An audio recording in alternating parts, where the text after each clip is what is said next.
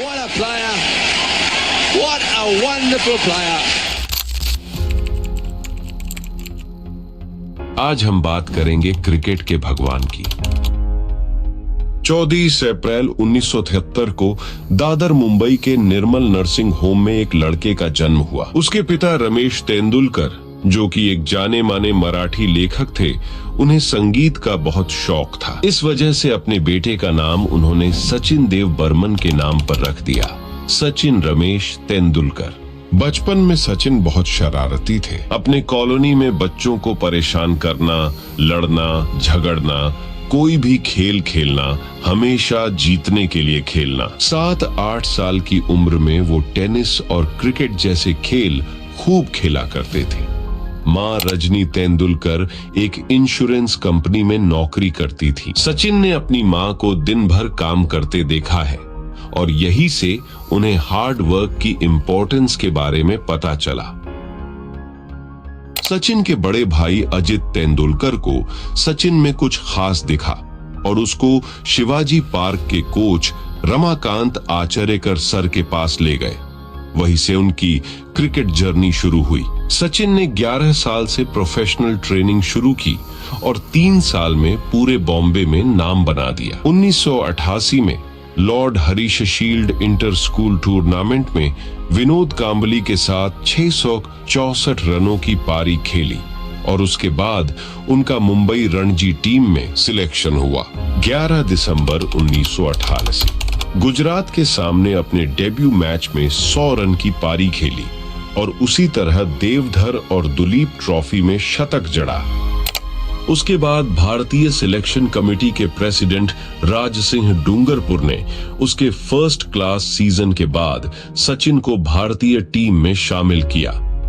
सचिन ने 15 नवंबर 1989 को पाकिस्तान के सामने कराची में अपना इंटरनेशनल डेब्यू किया। उस मैच में डेब्यू का दबाव होने के कारण सचिन सिर्फ 15 रन ही बना पाए, पर अगले ही मैच में शानदार प्रदर्शन दिखाकर सबको बता दिया कि मैं कौन हूं। उस सीरीज के चौथे टेस्ट मैच में सचिन को वकार यूनिस की एक तीखी बाउंसर नाक पे लगी। उस समय हेलमेट में ग्रिल नहीं होती थी। सचिन के नाक से बहुत खून आ रहा था, पर वो ड्रेसिंग रूम में जाने के लिए मंजूर नहीं थे।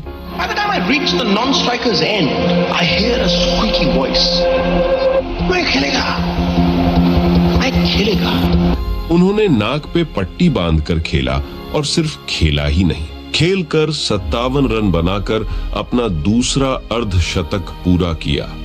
आप सिर्फ सोचो, एक 16 साल का लड़का, प्राइम पाकिस्तानी गेंदबाज, और पाकिस्तान में ही उनके सामने नाक पर एक बाउंसर लगने के बावजूद उधर खड़ा रहकर उनके आंखों में आंखें डालकर रन्स बनाना एक भगवान ही कर सकता है। 14 अगस्त 1990 को अपना पहला शतक इंग्लैंड के सामने जड़ा। सचिन पहले से ही डिसिप्लिन एंड हार्डवर्किंग है।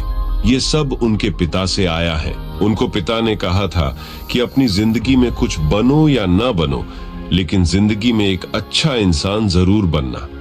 बात है 1996 के वर्ल्ड कप की। उस समय वर्ल्ड कप में विल्स नाम की एक अल्कोहल और तंबाकू की कंपनी स्पॉन्सर्ड थी और तब सभी खिलाड़ियों ने अपनी बैट पर विल्स कंपनी का स्टिकर लगाया था। पर सचिन ने अपने पिता को वचन दिया था कि मैं अपनी जिंदगी में कभी भी किसी तंबाकू या शराब की कंपनी को प्रमोट नहीं करूंगा, और उन्होंने वर्ल्ड कप में बिना स्टिकर के बैट से खेला, पर वो स्टिकर नहीं लगाए। सचिन सिर्फ अच्छे खिलाड़ी ही नहीं, वो एक बहुत अच्छे इंसान भी है। 19 मई 1999 सचिन के जिंदगी का सबसे काला दिन। सचिन 1999 के वर्ल्ड कप इंग्लैंड में थे। भारत दक्षिण अफ्रीका से हारी थी और 2 मैच बाकी थे। रात को अचानक पत्नी अंजलि बोली कि आपके पिता की एक बड़े दिल का दौरा पड़ने के कारण डेथ हुई है। ये सुनकर सचिन एक दुख में डूब गए थे। सचिन को वर्ल्ड कप छोड़कर इंडिया वापस आना पड़ा। पिता का अंतिम संस्कार किया। सचिन अपनी माँ के साथ बैठे थे, तब माँ बोली कि तू वापस जा, देश को तेरी जरूरत है। अगर तेरे पिता होते तो वो भी यही चाहते कि तू जाकर देश के लिए खेले। मां के कहने पर सचिन इंग्लैंड के लिए रवाना हुए। उधर इंडिया एक मैच हार गई थी और एक केन्या के खिलाफ आखिरी मैच बचा था। सचिन ने मैच खेला और 101 गेंद पर 140 रन बनाकर ऊपर आसमान की तरफ देखकर अपने पिता को शतक समर्पित किया। पर सचिन को ये पता चल गया था कि अपने पिता की ये कमी अभी कमी ही रह जाएगी। सचिन अपने खेल को भगवान मानते थे और उसी खेल ने सचिन को भगवान बना दिया। एक बार एक मैच में शेन वॉर्न ने सचिन को बोल्ड लिया, तब वो बहुत गुस्से से ड्रेसिंग रूम में गए और उसके बाद उन्होंने सोचा कि एक ही बॉल को अगर बहुत सारे तरीकों से खेला जाए तो आउट होना मुश्किल है। तो तब वो उस तरह अभ्यास करने लगे।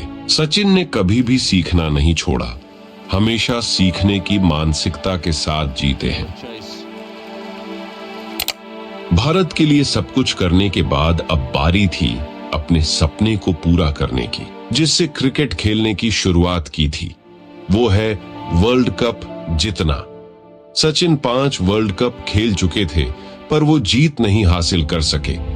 अब बारी थी 2011 के वर्ल्ड कप की, पर उस समय सबको लग रहा था कि सचिन अब रिटायर होंगे।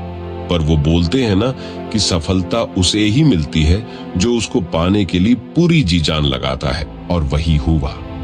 2 अप्रैल 2011 को इंडिया ने वर्ल्ड कप जीता और उस वर्ल्ड कप में सचिन 482 रन्स के साथ सर्वाधिक रन स्कोरर थे। 2012 को सचिन ने बांग्लादेश के सामने अपना 100वां शतक जड़ा और वो 100 शतक लगाने वाले पहले खिलाड़ी बने। सचिन ने कई सारे रिकॉर्ड्स अपने नाम किए हैं। अब बारी थी सचिन के रिटायरमेंट की। 16 नवंबर 2013 को सचिन ने मुंबई के वानखड़े स्टेडियम में अंतरराष्ट्रीय क्रिकेट को अलविदा कहा। ये कहानी थी सचिन रमेश तेंदुलकर क्रिकेट के भगवान की, जिसने क्रिकेट को अपनी पूरी जिंदगी दी। The most important person in my life, and I've missed him a lot. Since 1999, he passed away, my father.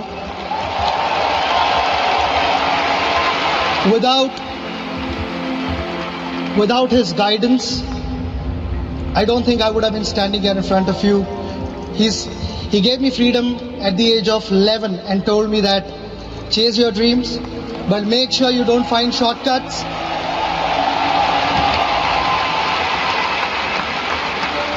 The path might be difficult, but don't give up. And I have simply followed his instructions. Above all, he told me to be a nice human being, which I'll continue to do so. I've tried my best. ये पूरी कहानी आपको बहुत motivate करेगी। हमारे channel को subscribe करो और कमेंट करके बताओ अगली वीडियो किस पर चाहिए। अपना समय देने के लिए धन्यवाद।